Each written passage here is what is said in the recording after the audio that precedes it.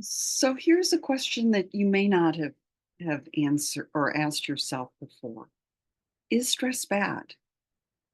And I don't think it's necessarily bad, not necessarily good either, but there are some advantages to stress that we're going to be thinking about today. So as we're thinking about stress, we know that fight, flight, freeze, fawn, these are, four responses to stress that are fairly common. Fight meaning, responding verbally or physically to a stressor. Uh, this tiger probably is engaging in fight. Flight meaning leaving the situation. Freeze meaning getting stuck and not moving, which is sometimes, advantageous also. And fawn referring to trying to placate or make somebody happy um, in a situation. So let's think about a world without stress. There are certainly advantages to such a world. Presumably, we'd have fewer physical health problems, maybe better mental health, less anxiety, less burnout. We might feel more relaxed. But there are also some disadvantages. We'd be less motivated, and as a result, less motive or productive. We'd be less motivated for self-improvement or to um, to keep ourselves healthy and safe. We wouldn't run from that tiger. We'd be less ambitious and less able to identify problems and maybe not keep a sense of balance in our lives. Stress can be positive. For short terms, it helps us to deal with the stressor. For longer terms, particularly when we're being buffered by supportive relationships, um, it's tolerable then. And for more serious uh, stress, can become toxic if it is prolonged, serious, and we don't have good coping mechanisms or social support system. Rollo May makes or distinguishes between different kinds of anxiety in this way. Rollo May is an existential psychotherapist, so he's looking at the problems of being. And he says some kinds of anxiety are neurotic. For example, when you're procrastinating for long periods about an exam or a paper. Some is normal and useful, motivating. So, your anxiety about a test may get you to do something about it. Or you walk into your kitchen and the mess on the sink gets you to wash the dishes. And some, the existential anxiety, forces us to examine our values. What's important to us? What isn't? And for example, we may, following a divorce or health problems or a death, we may stop and say, how do I want to live my life? Am I living it the way I want to? Am I doing the things that I want to in my life? And so one of the things that trauma may do for people is to at some point cause them to stop and think about how they're living their life and is it working for them. We also should be asking whether our responses are healthy or not. Do they solve the problem in the short run and in the long term? So for example, cigarettes in the short run can decrease stress, or at least that's how people describe it. In the long term, it tends to increase stress. Does it create other problems? Certainly smoking is associated with all sorts of problems.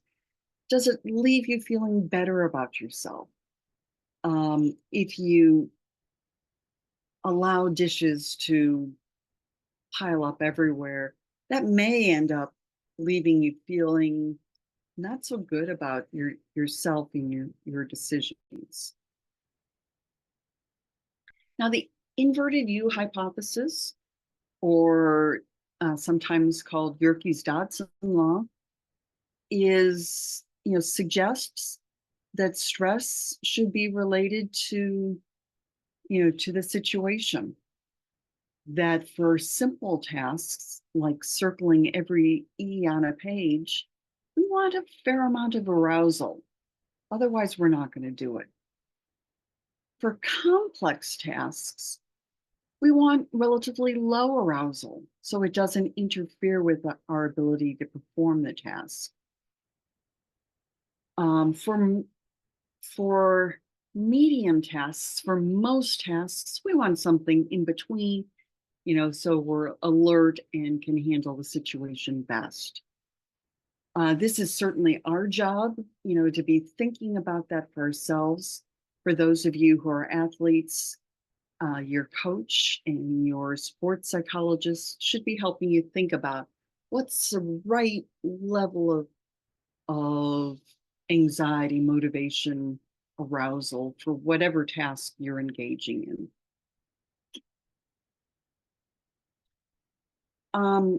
The locus coeruleus is, seems to be involved in attention. And you notice that when we're relatively inattentive or not alert, the locus coeruleus, is much less active. When we are extremely alert, it's much more active. And at moderate levels, it's surprisingly moderate. One of the things we should be thinking about as we're thinking about the Yerkes Dodson law is, what is the right amount of stress for this particular situation and for this particular person? So think about stress as a double-edged sword. We have both advantages and disadvantages, and how can we maximize the advantages and minimize the disadvantages? The Chinese have a term for this. Their term Wei Ji roughly translates into the word crisis, which involves two different pictograms, one for risk and the other for change point or opportunity. We need to be thinking about both pieces. Be aware of the risk, but also aware of the possible advantages. So, as you're thinking about stress and change, you want to be using a growth mindset. So, from a fixed mindset, we're thinking, I can't change. I can't do this better. This is the way I am. I'm just someone who's overwhelmed by stress. I'm someone who can't handle these things. From a growth mindset, we were able to recognize how we can do better, how we can grow, how we can change, how we can handle things more effectively. We want to challenge our thinking so that we're approaching things with a growth mindset, and so that we're handling stress as effectively as possible. When we're thinking about stress as an opportunity, be aware that stress helps us to become aware of a problem and commit to change. It helps us to develop new coping skills and competencies, reflect values and strengths to grow. It helps us to become more aware of our support system and become more empathic. So it potentially has a lot of advantages. And we need to be aware of those things for ourselves and also the people that we're working with. And with that in mind, I'm going to say goodbye and I'll see you in the next video. Take care.